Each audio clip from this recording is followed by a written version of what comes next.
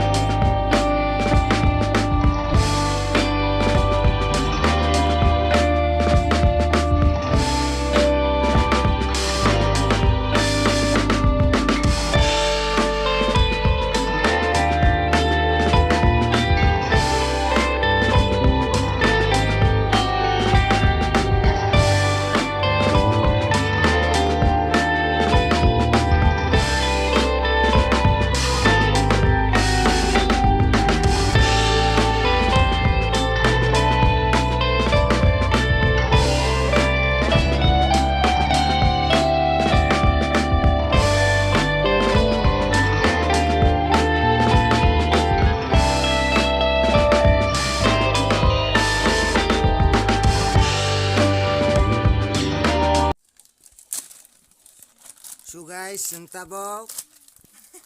power bank order romani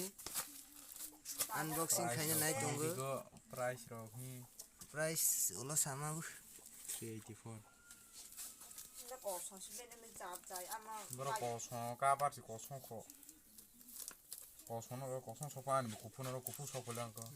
diam til si jag na hai de mar hai chi sitiko siri tongo unboxing khai tongo leya nok pha 啊，是一个， le nok pha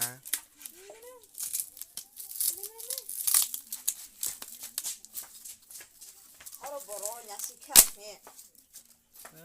ya ke de ma so pa chi bahai color ni ke sagrama liya black color pa ni ko black color ta ta ba bis tha ha bo charger cable ma wo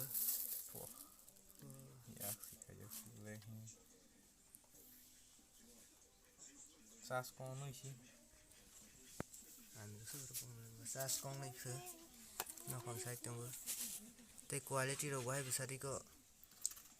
han li auno feels phonok stiko dati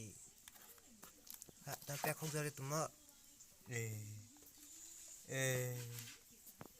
này phải lấy nhá gang ke ko fa so ya na ni các sở ra tôi phải pro hai ko crafting ya battery rok sema bo se kono de ini battery battery rok sei phonok ra de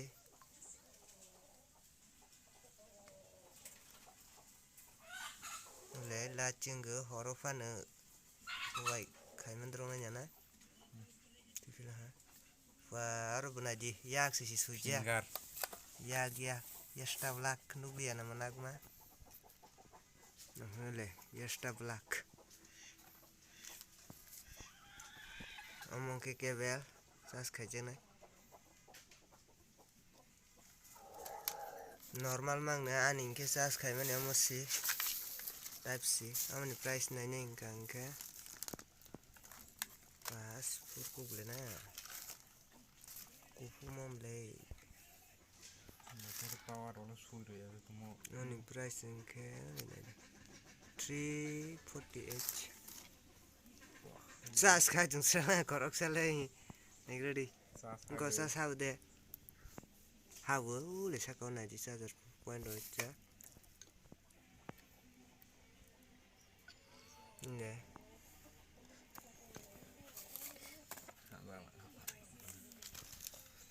sinoro karan ro dista mo gongke kisa power bank oina mani sas kongsa sing sigo tak thangai